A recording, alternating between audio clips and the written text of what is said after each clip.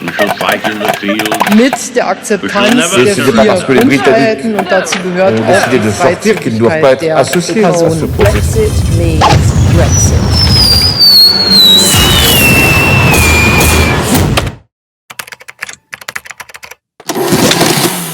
Hello and welcome to another Brexitometer brought to you by the Martin Center. We're coming to you as always from London, where there is a certain sense of a calm before the storm. We spoke in our previous episode about various crises that make the economic rebound in the UK bumpier than what people thought. We spoke about labor shortages, we spoke about supermarket shortages, the supply chain crisis, rising energy prices. These all create a very volatile economic mix and everyday management mix for the government. Now, the British government is moving ahead with quite a few of its diplomatic initiatives. It really wants to talk about the upcoming COP26 in Glasgow, the big climate summit. It has invested a lot of political capital in it. There's also the grand tour of post-Brexit free trade agreements. Recently, a free trade agreement was signed with New Zealand, which according to some newspapers, it will contribute to UK GDP an amazing 0.01%. So great news all around. However, what really lurks in the background are two crises, two very familiar names, Brexit and the pandemic. In some ways, people worry that we may have a rerun of 2019 when it comes to Brexit and 2020 when it comes to the pandemic, just a few months before we enter 2022. So quite a lot of uncertainty coming up.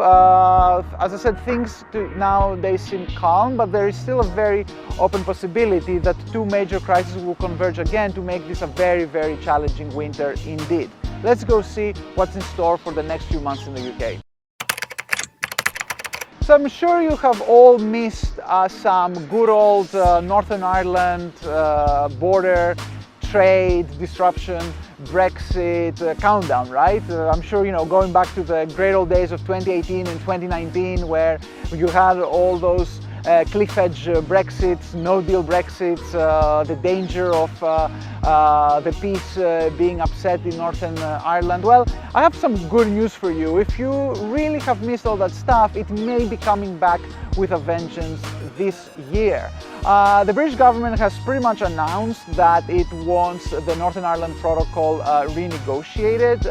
David Frost, the chief negotiator of the UK about Brexit, has made it clear that he wants major changes to it. The major things that he wants to change is the oversight of the European Court of Justice. Now remember, for Brexiteers, ECJ jurisdiction is a totemic symbol of the lack of sovereignty that EU membership meant.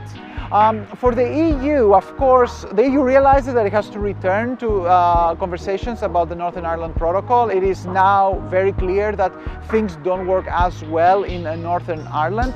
And the EU, in order to show that it is calm and controls the situation, a couple of weeks ago put forward some of its own ideas about how things can be improved in how the Northern Ireland Protocol works. But of course the EU is not going to propose changing the jurisdiction of the ECJ, and this is where the two sides will come to a clash. So what's next in the next couple of weeks? Everybody pretty much expects the UK to suspend the Northern Ireland Protocol, use Article 16, which provides for either part to suspend the Northern Ireland Protocol. Probably the UK side will wait for the climate summit to be over and then do this. And then it will basically want to force the EU into negotiations and concessions about how the protocol works. How will the EU respond then is also another question. Up until now, the EU has been very calm and tries to keep things tries to keep like low tones when it discusses with the UK about Northern Ireland. But there is a nuclear choice there, which is that the EU might suspend the whole of the Brexit trade agreement with the UK, essentially unleashing a trade war right around Christmas. We don't know what's going to happen yet. As I said before, things appear a bit calm now, but we should wait in November for the Northern Ireland Protocol and the Northern Ireland issue to be back in the front pages of the Brexit news.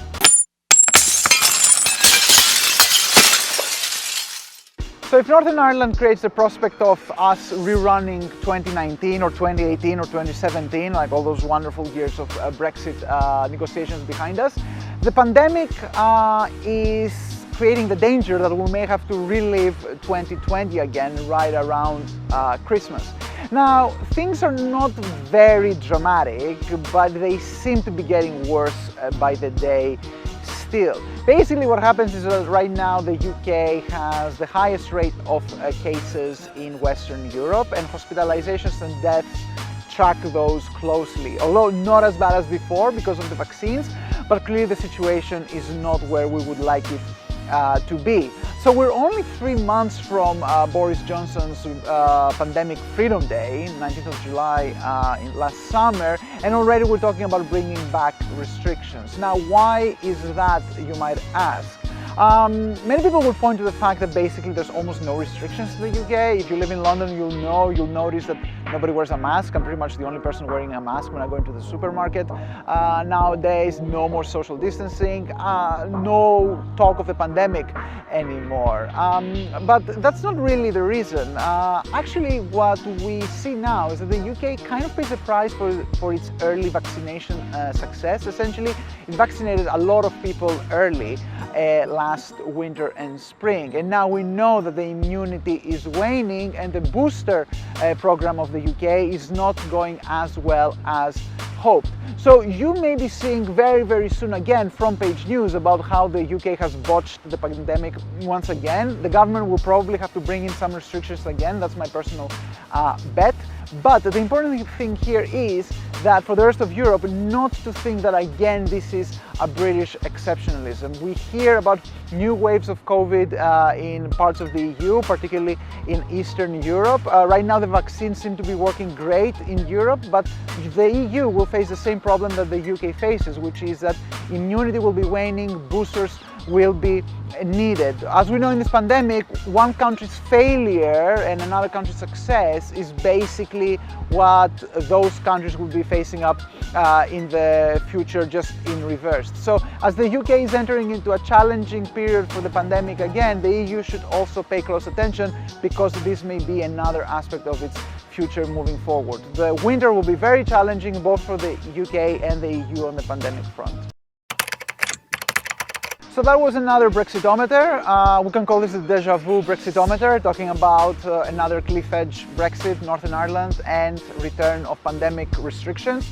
Dedicated watchers of the Brexitometer may think that basically every episode sounds the same, but unfortunately that's the nature of a crisis we have nowadays. If you live in the UK, some things just never seem to go away, and Brexit is one of them, hence we have the Brexitometer, but also the pandemic is another of them. The important thing here to remember, of course, is that Brexit and the pandemic are not only problems for the UK, they're also problems for the EU. In a way, both of those crises are what keep the two sides together. It's a common challenge. As the two sides now will be discussing again about Northern Ireland, perhaps the prospect of another trade war looming, it's good to remember that they are in this together. This is going to be a very challenging winter, along with energy and gas prices and the pandemic and a lot of other stuff. It would be good to know that both sides would at least be able to put Brexit aside for a moment, or at least not allow it to become a major challenge. It's not certain it will happen, particularly with this British government, but one can only hope. The only thing certain is that we'll be discussing about those issues again, hopefully with some other stuff as well coming up. So stay tuned with the Brexitometer. As always, you can follow us using the hashtag Brexitometer on all major social media. Until next time, take care. Mit der Akzeptanz der 4 Grundfreiheiten, und dazu gehört auch die Freizügigkeit der Personen. Brexit means Brexit.